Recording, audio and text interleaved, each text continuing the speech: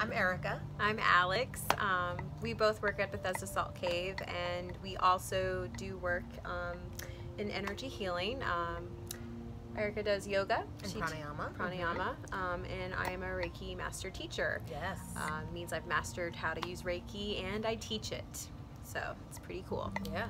Sorry, we're trying this out right now. Yeah, we're experimenting with the selfie working? stick, so we're seeing how this works out, but you can bear with us. This is a good angle for us, though. Yeah. We're kind of happy about this. So we kind of wanted to talk about something that I think everyone kind of has issues with, and it's trusting your intuition, your gut, you know, listening to that little teeny voice that's not going to scream at you, that's going to be very quiet. Yes. You know, have we turned our voices down so we can hear, you know, what our gut is saying? And is it easy to hear it? So, I mean, obviously we work in the realm of listening to our voices and trusting our inner self, even if people doubt us, even if people look at us like we're weird, and it happens quite a lot. It does. So, and we're okay with that. We accept that. Yeah. But I think everybody has that gut, that inside voice that tells them the truth. So we're going to tell you about some scenarios that are not such a big deal, but then are some really big deals. Right. Yeah.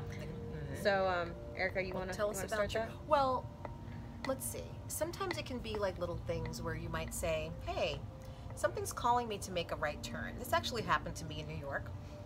And it was just very interesting because I'm walking, and I normally would walk up Broadway, but something was really just telling me to make a right.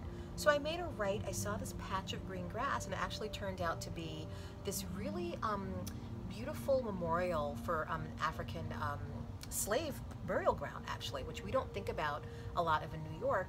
And it was just kind of new to me because it hadn't been promoted very much. But for some reason, something told me to make a right, and I stumbled upon this really beautiful site.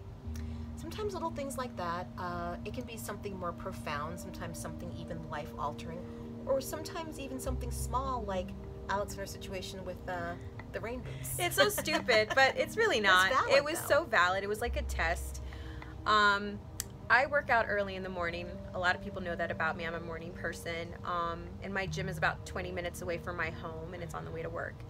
And I have to plan, you know, what am I going to wear? What's the weather going to be like? So I knew today it was going to rain. It was going to be 47 degrees. It was going to be cold. Had to bring jacket, had to bring my rain boots. Do you see them? Yeah. Yeah. I'm wearing them today. So I was prepared. So after I do my workout at the gym, after I take a shower, I'm excited. I'm going to be prepared for this weather. I see people wearing capris, slippers, light jackets, like it's a summer day. And I'm like, oh my God, what did I do? What did I do wrong? Oh my God, I'm going to walk outside with some rain boots. It's going to be 70 degrees. How did I miss this? So I kept checking the weather app, and it kept saying 47 degrees. Trust yourself, trust yourself. And I was like, all right, I'm going to let it go.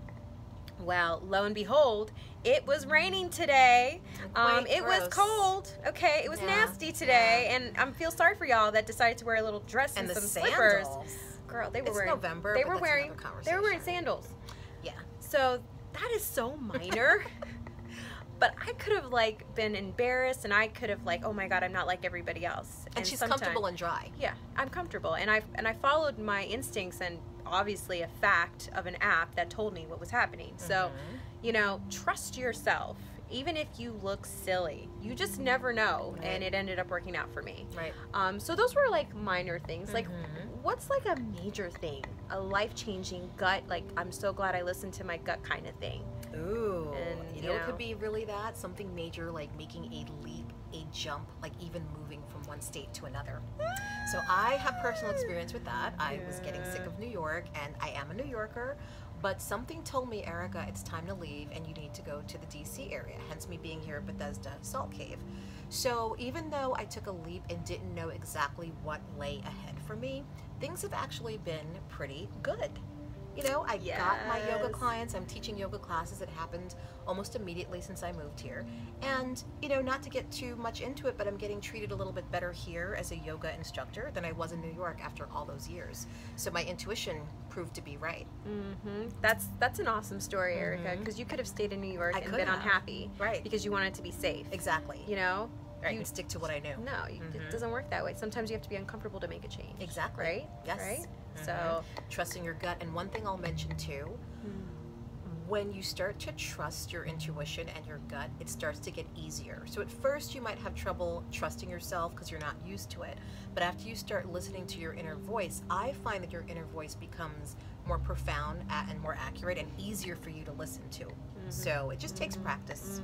Yeah. It won't be quiet anymore because you've given that space for it to speak louder, and you won't be able to shut it down. One of the experiences that I had is I quit my job of 8 years in property management. Like, it was an instant decision. It was like I quit, and I had no plans. I didn't have any money saved, and I didn't have a next job for me. But I just knew that this wasn't for me anymore. I was tired of crying. I was tired of being upset. I was tired of feeling like I was working to death and I wasn't enjoying my life. And I just made that leap of faith. And now I work at a job with an amazing team. Very good energy. Oh my gosh, everybody's so darn positive. It's and like relaxing. Yeah. And anything is possible, and I'm also doing what I love, which means I'm helping people out. Right. I would have never experienced that if I didn't take that leap of faith.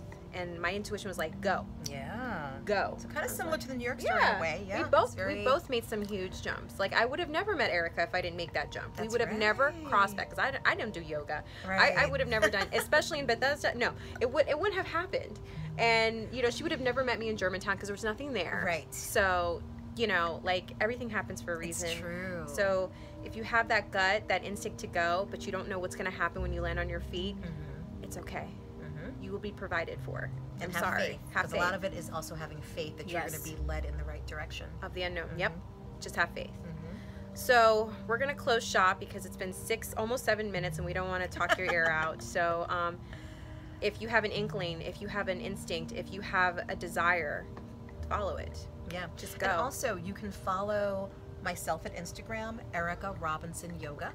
That's my handle. And Alex, your handle is purplehealing_Reiki on Instagram. Or you can find me, Alexandra Victoria Pierre-Louis, on Facebook. I'll be there. We'll be there to support you and to show you and just, be there for you. Exactly. All right? Yeah. And we love you. We do love you. We love you wholeheartedly, authentically.